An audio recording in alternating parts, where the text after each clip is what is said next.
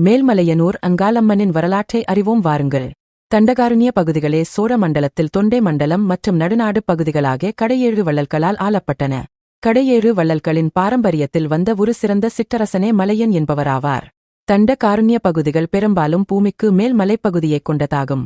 மேல் மலைப்பகுதியை ஆண்ட மலையன் என்பவரின் பெயராலேயே மலையன் ஊர் மலையனூர் என்ற காரணப் பெயரானது.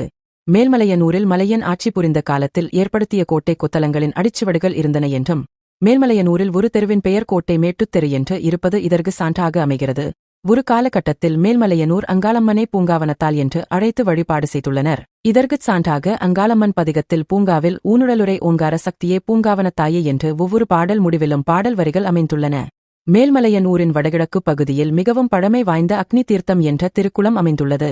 தல வரலாறு. ஆதிகாலத்தில் சிவபெருமானைப் போன்று பிரம்மனுக்கும் 5 தலைகள் இருந்தன. தோற்றத்தில் சிவபெருமானைப் போன்று இருந்த அவன் ஒரு சமயம் கையிலைக்குச் சென்றான். வந்திருப்பது தனது பதியே என நினைத்த பார்வதி தேவி பிரமனை வணங்கி அவனுக்கு பாத பூசை செய்தாள். அவ்வமயம் சிவபெருமான் வந்து சேர்ந்திட பார்வதி தனது தவறை உணர்ந்தாள். பின்பு பிரம்மனுக்கு தண்டனை அளிக்க உறுதிகொண்டு பெருமானை வணங்கி, சுவாமி இவன் தங்களைப் போன்று உள்ளான். அறியாமல் நான் செய்த பூசைக்கு இவன் மறுப்பேதும் தெரிவிக்கவில்லை. அதற்கு தண்டனையாக இவனது ஒரு தலையை குய்த்துவிட வேண்டும் என்று வேண்டி பணிந்தாள். சிவபெருமான் பிரம்மனின் ஒரு தலையை கிள்ளி எறிந்தார். இதனால் அவரை பிரம்மஹத்தி தோஷம் பற்றிற்று. கீழே விழுந்த தலை சிவபெருமானின் கையில் ஒட்டிக்கொண்டது. தனது கணவனின் நிலையறிந்த சரஸ்வதி தேவி கோபமுற்று, பிரம்மஹத்தி தோகத்தால் மயானந்தோறும் அலைந்து திரிவீராக என்று பெருமானைச் சபித்து தனது கணவனின் தலையைக் குய்த்திட காரணமாயிருந்த பார்வதியை நோக்கி நேசடி கொடிகளை அணிந்து கோரரூபமாய் கானகத்தில் அலைந்து திரிக என்று சபித்தாள். பிரம்மஹத்தியால் பேடிக்கப்பட்ட பெருமானின் கையில் விழும் உணவை பிரம்ம கபாலம் புசிக்கத் துவங்கியது. இதனால் உண்ண ஏதும் கிடைக்காமல் இறைவன் பசி தாகத்தால் காடு மலையெல்லாம் அலைந்து திரிந்தார். பார்வதி தேவி திருமாலிடம் சென்று முறையிட்டு சாப விமோசனத்திற்கான வழியைக் கேட்டறிந்தாள். பின்னர் சிவபெருமானுடன் சென்று தண்டகாருண்யத்தை அடைந்து அங்குள்ள மயானத்தினருகில் ஒரு தீர்த்தமுண்டாக்குமாறு கூறினாள். பெருமான் தனது சூலாயுதத்தால் ஒரு தீர்த்தமுண்டாக்கினார்.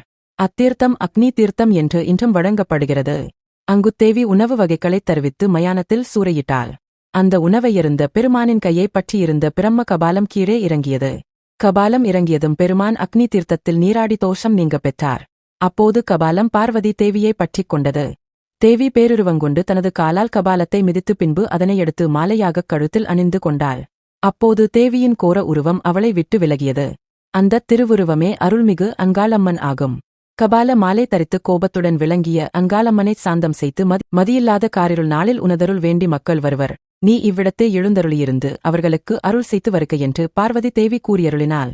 அதன்படி அங்காளம்மனும் பிரம்மஹத்தி தோகத்தை தாண்டிய பெருமான் தாண்டேஸ்வரர் என்னும் திருப்பெயருடனும் அவ்விடத்து எழுந்தருளியிருந்து அங்கு வந்து வணங்கும் உயிர்களுக்குக்